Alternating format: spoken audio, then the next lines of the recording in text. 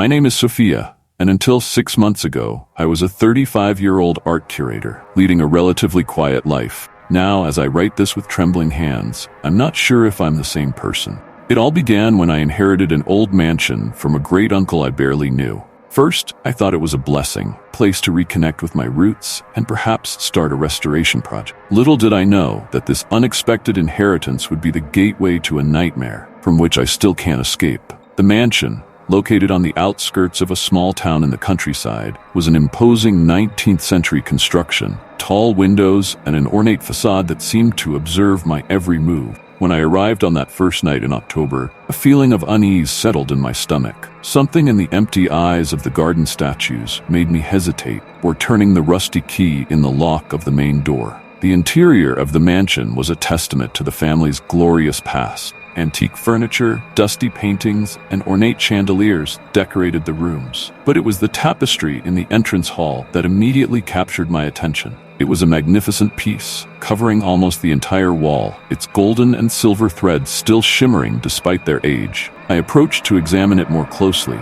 my curator's eyes scanning the intricate patterns. The tapestry depicted a medieval hunting scene, but there was something strange about it. The figures seemed distorted, their faces elongated in expressions of agony, and the animals, they weren't animals I immediately recognized. I shook my head, attributing the strangeness to travel fatigue. In the days that followed, I immersed myself in the task of organizing the house. I found old diaries, yellowed photos, and letters mysteriously interrupted mid-sentence. The family history was fascinating, but fragmented. Mentions of the legacy and the duty appeared frequently, without explanation. It was on the third night that things began to change. I woke up startled, certain I had heard footsteps in the hallway. Upon opening the door, I was greeted only by the house's gloomy silence. I returned to bed, but sleep wouldn't come. I had the uncomfortable feeling of being watched. The next morning, descending the stairs, I stopped abruptly. Tapestry had changed. Not drastically, but some details were different. A tree that was previously on the left was now on the right, and there was an extra figure,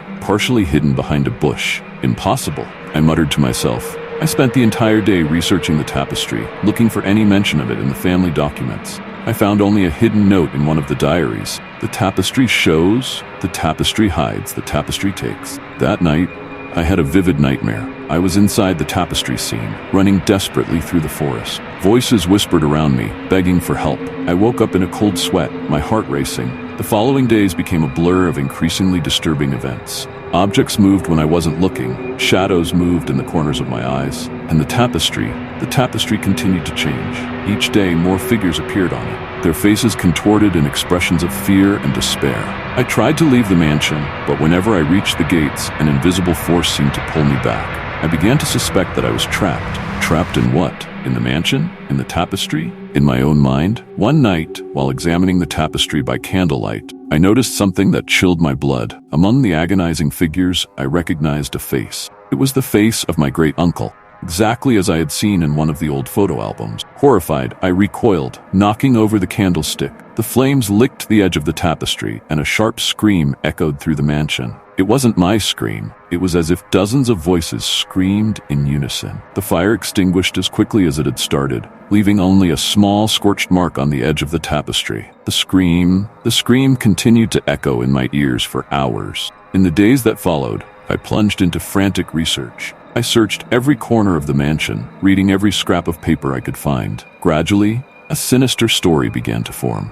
The tapestry was much older than I had imagined, dating back to an obscure period of the Middle Ages. It was created by a weaver who, rumors said, had made a pact with forces beyond human comprehension. The tapestry had the power to capture souls, preserving them in its fabric for all eternity. My family, I discovered with horror, had been the guardian of this cursed artifact for generations. Each member had the duty to offer a soul to the tapestry, keeping it fed. Those who refused ended up becoming the victims. As this terrible truth unfolded, I began to notice changes in myself. My reflection in the mirror seemed paler, more ethereal. Sometimes I swore I could see through my own hands. One night, I woke up to a whisper in my ear. "Sofia," the voice said, "it's time to fulfill your duty." I opened my eyes and found myself in front of the tapestry. Figures were moving now, no longer subtly, but in a macabre dance of agony. I recoiled, but felt invisible hands pulling me towards the cursed fabric. I fought with all my strength, screaming for help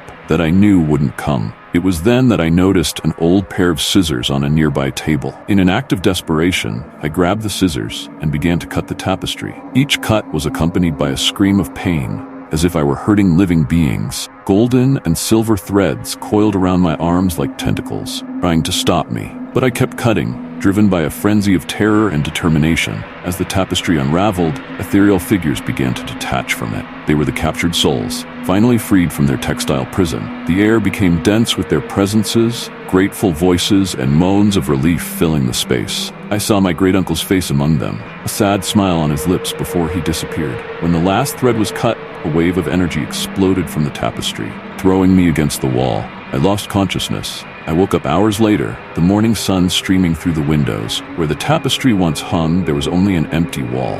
On the floor, remnants of threads and fabric that seemed to have aged centuries in a single night. Trembling, I stood up and looked around. The mansion seemed different, as if an invisible weight had been removed. The shadows in the corners had disappeared, and the air was lighter, almost free. In the days that followed, I tried to process everything that had happened. Part of me wanted to believe that it had all been an elaborate nightmare, a psychotic episode caused by stress and isolation.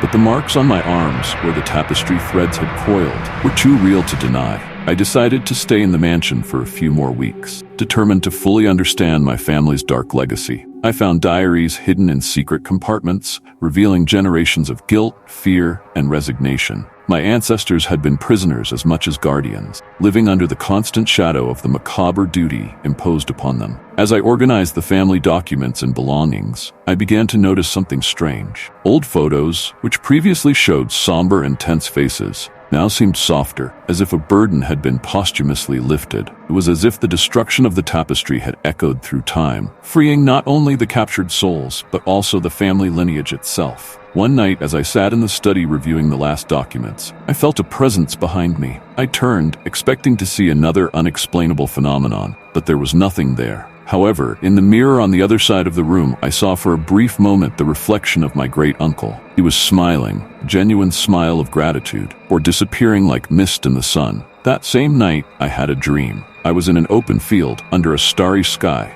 Around me, ethereal figures danced and floated, free and at peace. I recognized some faces from family photos, others from the tapestry itself. They didn't speak, but their eyes conveyed a clear message: gratitude and liberation. I woke up with a sense of conclusion I didn't expect to feel. I decided it was time to leave. I packed the documents and artifacts I considered important and made arrangements for the mansion to be turned into a local museum, preserving the family history, but also serving as a reminder of the danger of obscure pacts and unquestioned duties. Before leaving, I made one last visit to the spot where the tapestry used to hang. The wall was empty, but for a moment, I swore I saw a golden glow traversing the space, like the last breath of an era that was finally coming to an end. I left the mansion with a suitcase full of history and a heart full of a strange mixture of relief and melancholy. The weight of the family legacy had been lifted, but I knew I would carry this experience with me forever. Sometimes, on particularly quiet nights, I still hear distant echoes of voices whispering thanks. And occasionally, I see from the corner of my eye the shimmer of golden and silver threads. In these moments, I wonder, did I truly destroy the tapestry? Or somehow, does it now live through me, the last of its lineage? One thing is certain, I will never look at a tapestry the same way again. For now I know that some weavings go far beyond what the eye can see, and some patterns once woven never really disappear.